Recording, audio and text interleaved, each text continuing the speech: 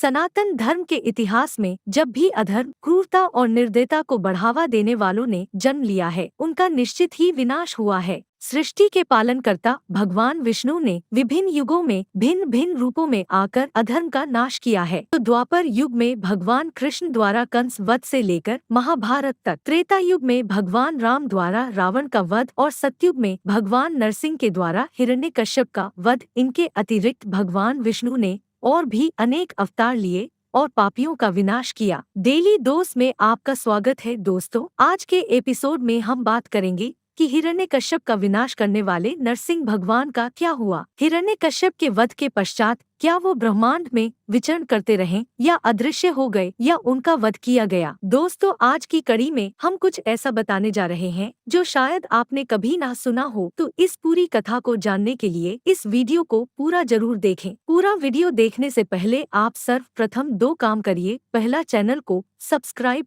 और दूसरा, वीडियो को लाइक करें और बेल बटन दबाना ना भूले। तो आइए अब बात करते हैं कि नरसिंह अवतार का क्या हुआ। सतयुग में एक अत्यंत निर्दय असुर हिरण्यकश्यप था, जो दैत्यों का राजा था। कठिन तपस्या से उसने ब्रह्मा जी से वरदान प्राप्त किया था कि ना तो उसे मनुष्य मार सकता है और ना ही पशु, ना तो उसे दिन में मारा जा सकता है, ना ही रात में, ना घर के अंदर, ना ही बाहर, और ना ही किसी अस्त्र या शस्त्र से उसका वध किया जा सकता है। ऐसा वरदान प्राप्त कर उसे अहम हो गया था कि वह संसार में सबसे अधिक शक्तिशाली है और कोई भी उसका वध नहीं कर सकता। इस प्रकार वह स्वयं को भगवान समझने लगा और चाहता था कि उसकी प्रजा विष्णु की नहीं उसके पूजा करें। परंतु उसका स्वयं का पुत्र प्रहलाद भगवान विष्णु का परम भक्त था। प्रहलाद के क्रूर और घमंडी पिता ने उसका वध करने के अनेक प्रयास किए, परंतु असफल रहा। तब अंततः हिरण्यकश्यप ने अपनी बहन होलिका, जिसे अग्नि से न जलने का वरदान प्राप्त था, से कहा कि वह प्रहलाद को अपनी गोदी में लेकर अग्नि पर बैठ जाए। परंतु भगवान विष्णु ने अपने भक्त प्रहलाद की रक्षा की और प्रहलाद के प्राण बचाए और वरदान के विपरीत होलिका अग्नि से जल गई। इसके पश्चात जब हिरण्यकश्यप स्वयं प्रहलाद को प्रताड़ित करने लगा, तब एक खंभे से प्रकट होकर नृसिंह रूप में भगवान विष्णु ने संध्या के समय घर की चौखट पर और अपनी गोद में उठाकर हिरण्यकश्यप की छाती को अपने नखों से चीरकर उसका वध किया। इस प्रकार ब्रह्मा जी द्वारा दिया हुआ वरदान भी बना रहा और अधर्म एवं पाप का विनाश भगवान द्वारा किया गया। परंतु इस भयावह वृतांत के पश्चात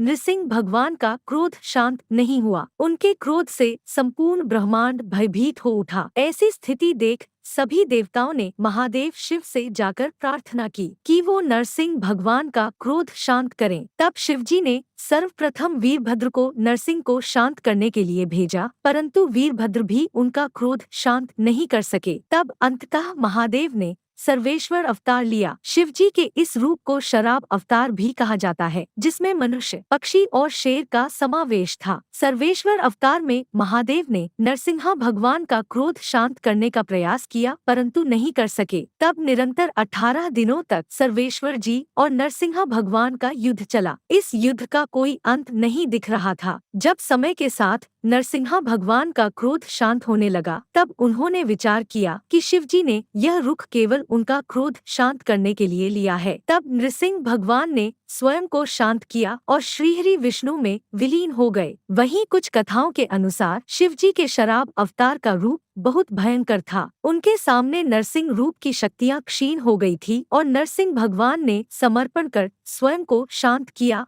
और भगवान विष्णु में विलीन हो गए। तो दोस्तों, इस प्रकार भगवान विष्णु के रूप नृसिंह का क्रोध शांत हुआ और शिवजी के शराब अवतार द्वारा संपूर्ण सृष्टि को नरसिंह के क्रोध से बचाया गया। आपको यह जानकारी अच्छी लगी हो तो लाइक कर दीजिए और ऐसा ही अच्छा वीडियो आपको मिलते रहे, इसके लिए चैनल को सब्सक्राइब कर दीजिए और बेल आइकन दबाना ना भूलें।